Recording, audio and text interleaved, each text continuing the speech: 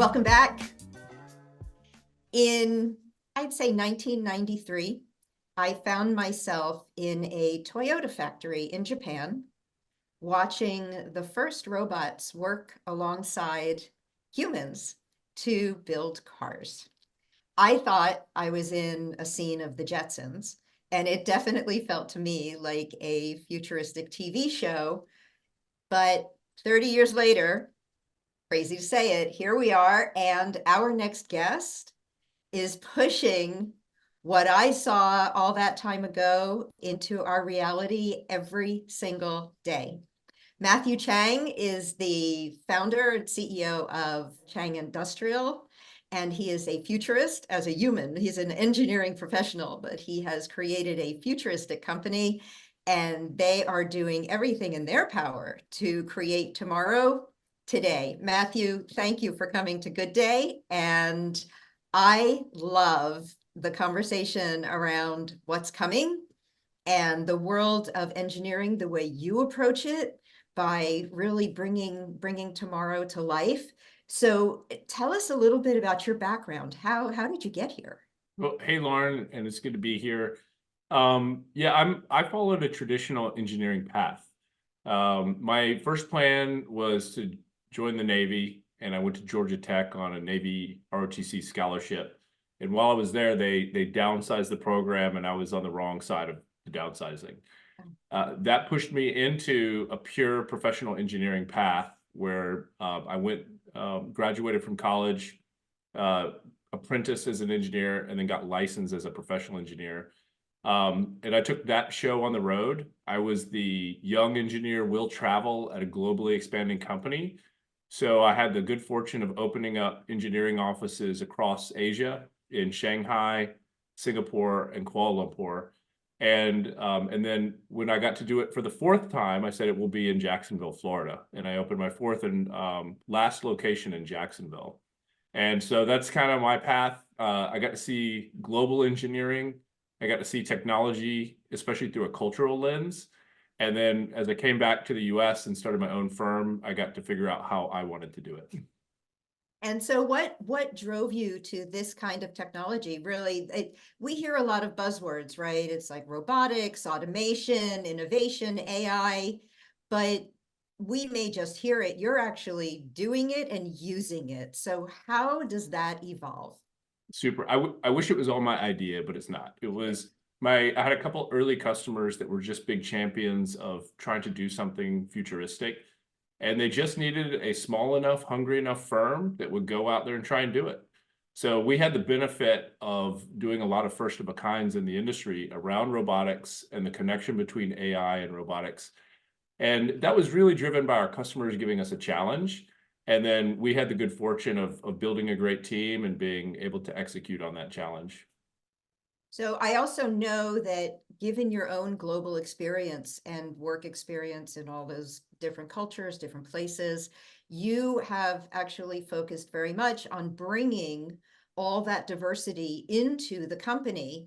And I would assume that that gives you amazing and various perspectives across genders, age, ethnicities, and leadership potential. Tell us, how does it work inside the organization? Well, it is very global, and it is very what we would call diverse in standard corporate speak. But for our business, it's just the way we think. So the first is, I would say the number one thing is one of the biggest hidden potentials in the STEM field, which is the parent of engineering, is empowering women, especially women around maternity events and early in their careers. I think still today, females feel glass ceilings, and there's certain times in their flow of life they might feel marginalized.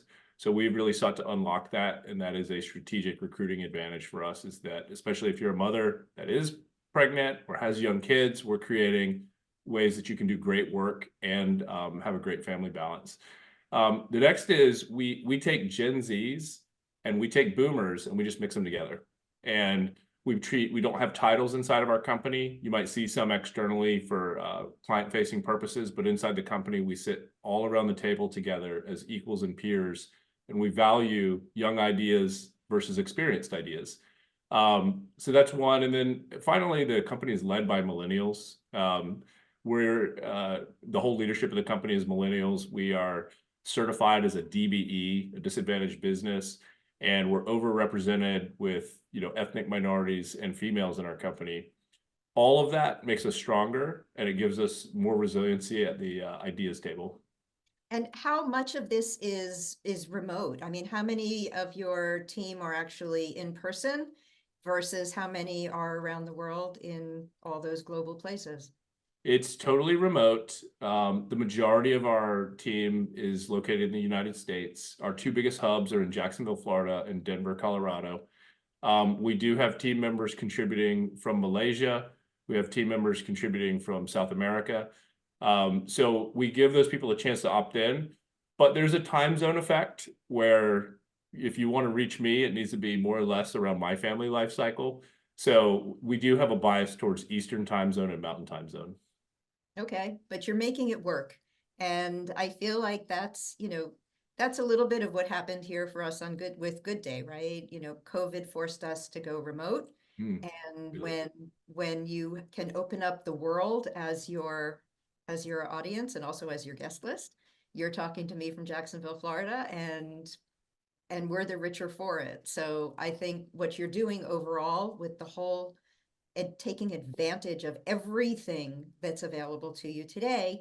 And I know that you're working on some giant corporate projects. What can you tell us? What can you share? Well, what I can tell you is there's a big reshoring of manufacturing coming to America. And it's not so much that we're bringing back overseas factories to here. It's more that corporations are making the decisions to place their next investment here, when in years past they would have looked overseas. So there's a reshoring. Manufacturing is outpacing the economy in terms of growth. We are right in the middle of that. It touches supply chain, it touches distribution and e-commerce. And so that's the first thing I can tell you. The next is that the demographics are changing in the workforce, and we're not going to have the same type of manual labor, factory worker, forklift driver type positions in the future. The younger generation that's coming in won't be working the same. And so corporations have to adapt, and we help them do that with technology. That's where we use autonomous robotics, we use collaborative robotics, driverless vehicles. All of those things help modernize a workforce so that younger folks view manufacturing as a career choice. So I know that you're working with the Jacksonville Mass Transit. Can you share a little bit about what that looks like? Yeah, that was a very interesting assignment. In 2017, I was asked to be staff member number 1 of a new automation department in Jacksonville, Florida, that was going to automate the city's mass transit and do so with autonomous technology. We started, it was they gave me a PowerPoint template and a desk. That's all I got. And then we were very fortunate that we did create a very futuristic vision that seemed achievable for governments. And in 2018, the U.S. Department of Transportation selected Jacksonville as the first sponsored driverless city. That set the wheels in motion. The state of Florida got behind it. The city of Jacksonville got behind it. And now in the new presidential administration, they continue to support it. So it's created a strong alliance of federal, state, and local. And then also P3, where private companies are eager to participate in a public sector innovation project.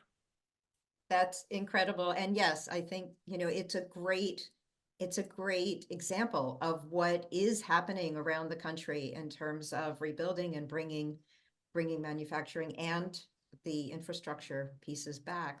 It's so exciting. One of the biggest labor shortages in the hospital is nurses. It's a personal story for me because my mother retired recently as a hospital nurse of 40 years. And so when I had the chance, I jumped at it and I said, I'm making up for what my mother went through for all those years. So the long and short is, if we can keep a nurse near the patient bedside, focusing on care, and the things that nurse may need magically show up at the doorway, then the nurse isn't losing time with the patient and then going to find things and fetch things that might be required for the care.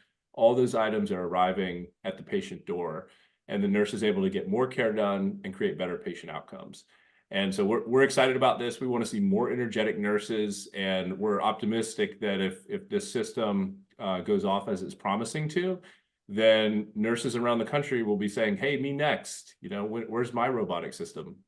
So as you're talking, I'm envisioning R2-D2 showing up at the doorway, holding a tray of bandages and maybe IV fluids and a bedpan. Is that the image that I should have?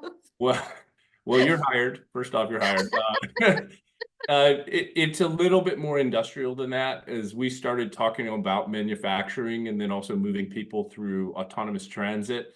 Our big skill set is that we cross-pollinate. So we take what one industry has and we take what another industry has, and we find a way to merge those so you have the best of both. So it's a little more industrial looking. It's still very clean. It's still very friendly. We're getting very positive reactions in our surveys to both nurses and patients. But it's also got a job to do. So instead of one tray, our robot may have 8 trays. And so we'll be able to service 8 rooms on one route. Got it. And is the robot going to be delivering my meals? It will be. Not currently, it's crawl, walk, run. Okay. But I do think in the future that it's low-hanging fruit. The meals should be coming. Certain items like medication should be coming. Surgery kits are already being delivered. So I think it's just a matter of time before you see more and more things transport themselves automatically in a hospital, and the staff focuses on care. That's incredible.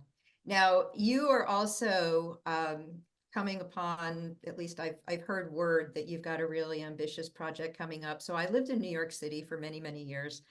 And one of the visions that comes back to me is that when it would snow, 2 things. Either we would cross-country ski down Broadway because you couldn't get the plows out fast enough to move the snow, or I would have to park in New Jersey because there was no place to park in Manhattan for a number of weeks until all the mountains of snow cleared.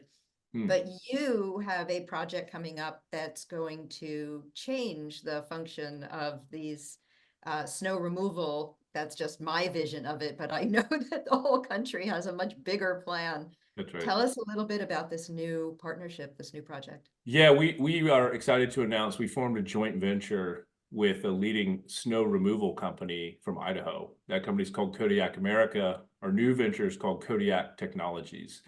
And what we're doing is we're taking tried and true diesel-driven snow removal equipment, and we're electrifying it. So we're coming out with 2 models currently, a fully electric model and a diesel hybrid model. We also have plans in the works for a hydrogen hybrid model, and also alternative fuels such as compressed natural gas. So what the purpose of this vehicle is to take electrification to a space that is underserved right now, which is municipalities and airports. And so once we can get those cities operating with high quality, heavy duty, robust electrified equipment, then they can start to spread out and do more and more equipment. And what you've seen is that as these governments have tried to do it, it's been spotty, it's been hit and miss. There's been some success and a lot of failure. And part of it is if you don't start right, the journey is not going to end right. So our job, as we see it, is to help these governments start on a solid footing with high quality technology and a good strategy around charging and fleet management, and then they'll be able to expand in the future. So what's the time frame? When should we be looking for this? The next snow season. So I know in some parts of the country, it feels like we'll never get out of this current snow season, but we're going to be building our vehicle all summer long.